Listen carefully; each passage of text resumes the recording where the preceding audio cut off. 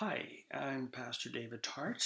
I am an ELCA pastor, and I am serving a small rural town church in Wharton, Texas. And like all of us, we've been dramatically impacted by the virus, I call it, the contagion.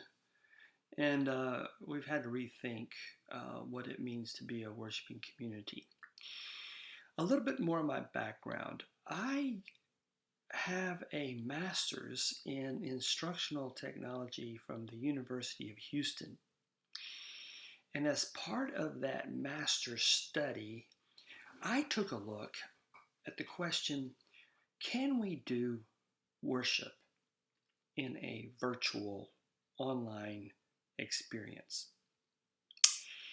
And so I went into a virtual reality called Second Life, and it uses avatars and all this kind of stuff. And what I discovered is that yes, you can.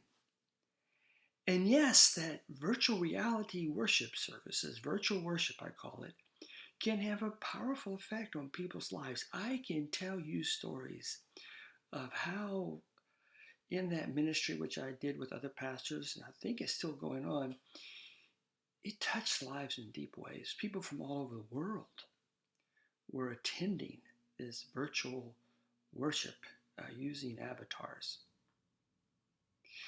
Well, when this happens, this virus, this contagion showed up, I began to ask myself, could I translate the Second Life virtual worship into a video conferencing program? And that's when I began to look at Zoom, and I began to transfer a lot of the things I learned in that Second Life virtual church into the Zoom conferencing program.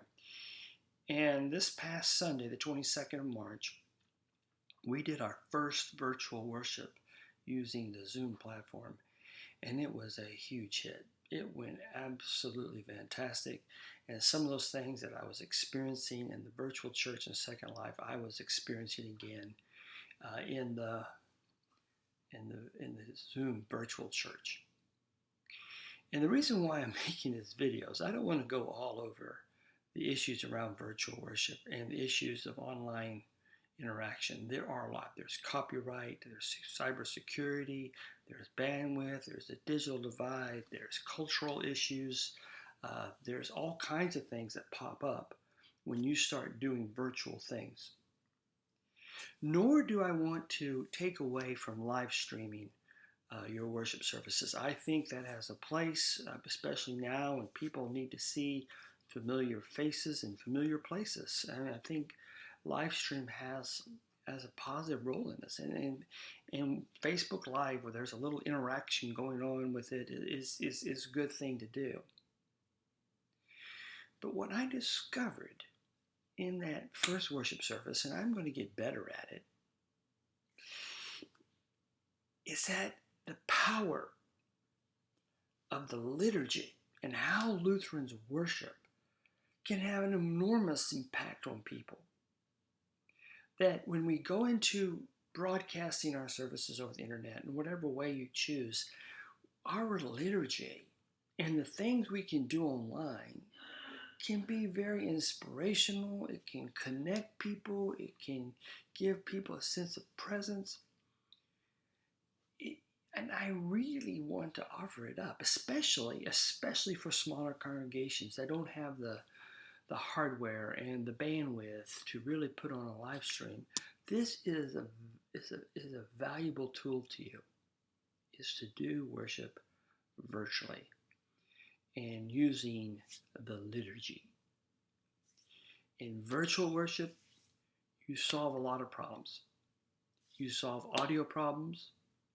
You saw connection problems because people can use their smartphones as well as their computer. It doesn't matter if they're Android, it doesn't matter if they're Apple.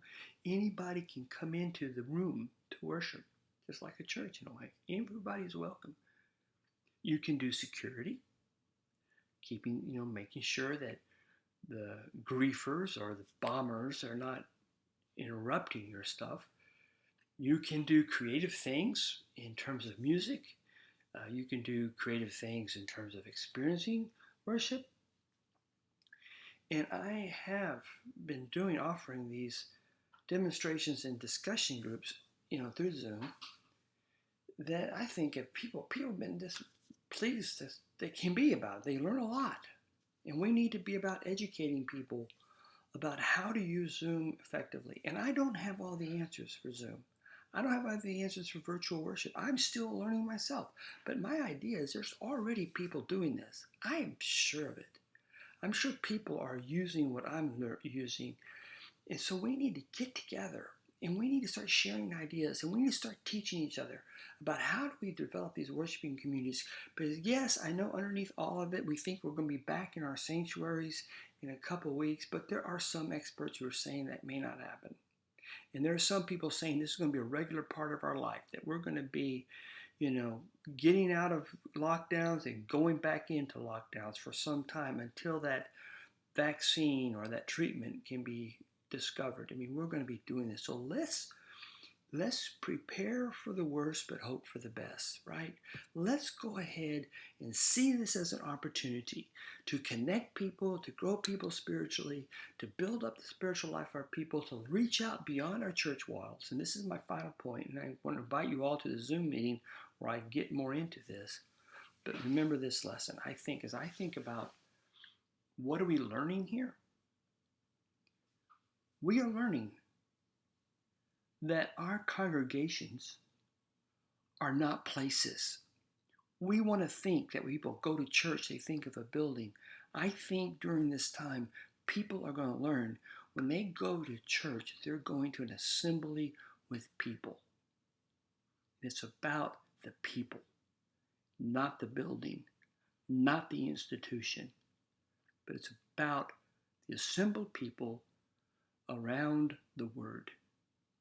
And right now, and I say this with as much passion as I can, that our people need the Word so bad right now. They need a word of hope. They need a light shining in the nighttime. They need their faith, and they need their pastors, and they need their worship. And we have to do something now and not wait for our sanctuaries to come back.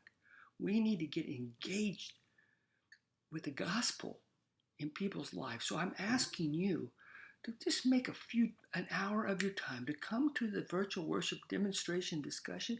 Maybe you have ideas to share. I would love to hear it. Other people would love to hear it. The invitation is on the Facebook page. Click it.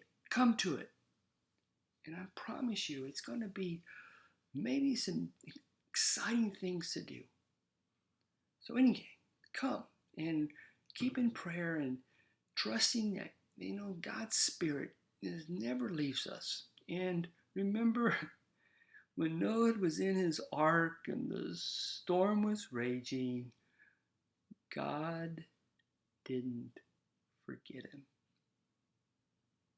God is thinking about us. See you at the demonstration, I hope.